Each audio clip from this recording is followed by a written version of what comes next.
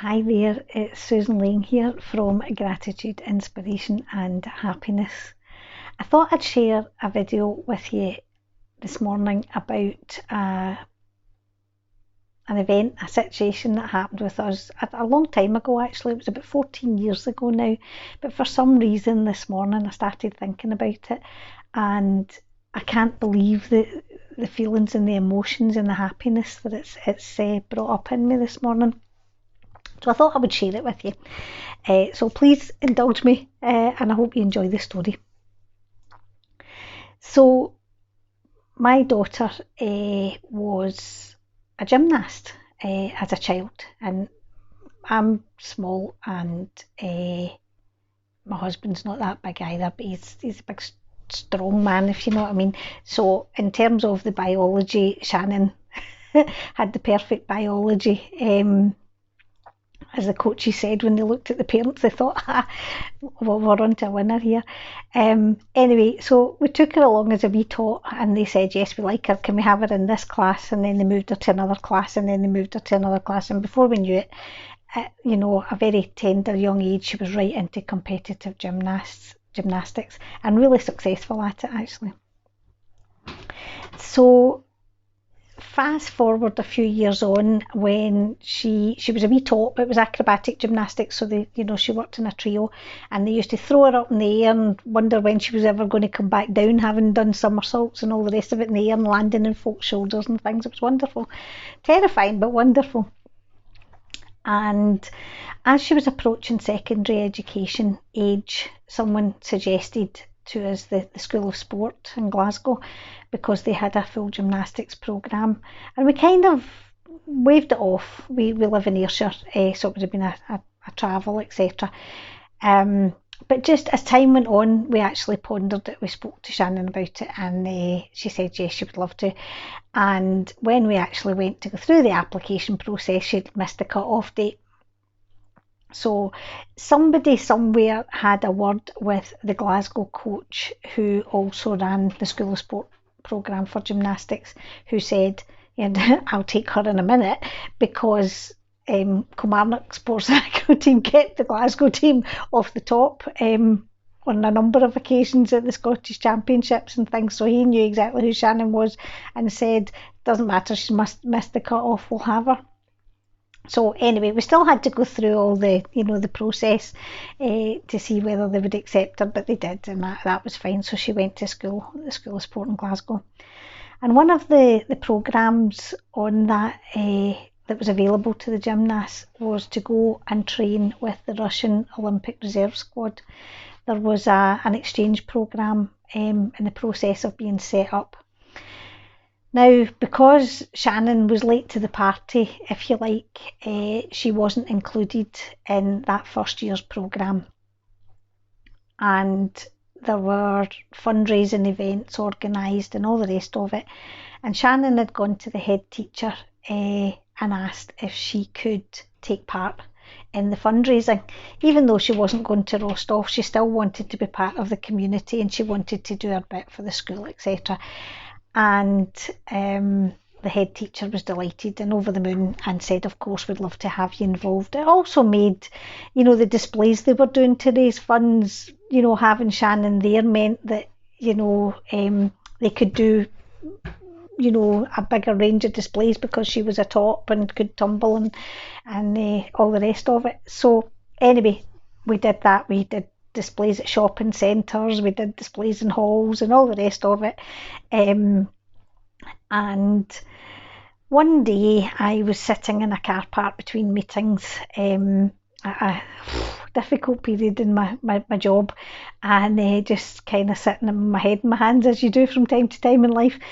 And I got a phone call from Angie Porter, who was the head of the School of Sport at the time, and said, we've managed to create a space for Shannon to go to Russia. Wow. And I can remember bursting into tears, actually, and just feeling so grateful, just so grateful. And Angie Porter said to me afterwards, I can't tell you, what it meant to me to be able to offer her that and to see the effect that it had on you all. And, you know, she said it was such a lovely thing to be able to do.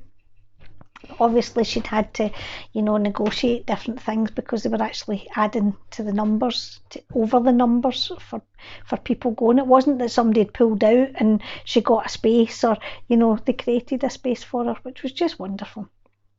Then we had to go through all the red tape to actually get her there, and we didn't know whether we would have the visa in time, etc. So it was a tense and exciting time, and obviously Russia, we were like, oh my goodness, you know.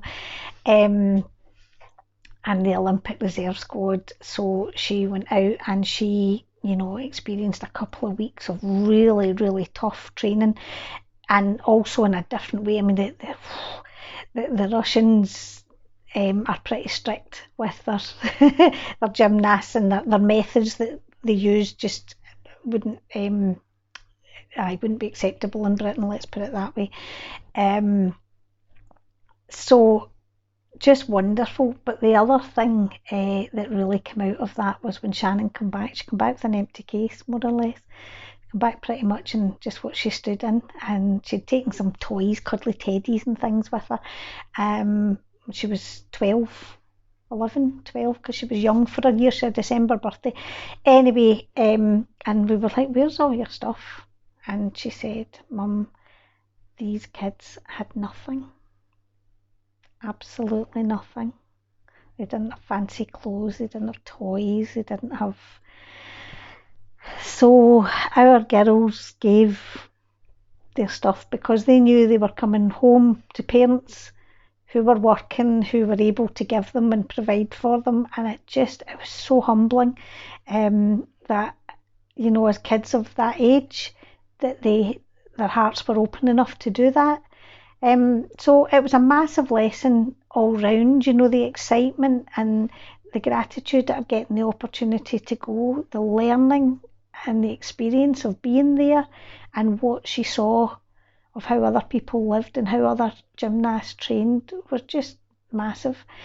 But also, you know, getting the feedback from the head teacher, how she felt about being able to, you know, give that opportunity to the kids, and seeing what a difference it made to them. So I just thought I would share that with you. And to suggest that, I mean, that's 14 years ago, and I can still remember how I felt. I can still get emotional thinking about that day when that phone call came in. I just couldn't believe it.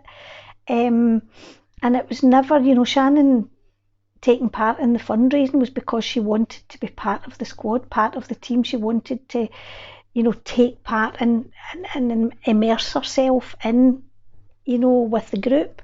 It was never about, there was never an ulterior motive. We knew from the outset she wasn't going, so that was fine. It actually happening was just, you know, just amazing. And it's about, you know, she wanted to go, my goodness, and setting intentions, putting it out there to the universe that this is what you want.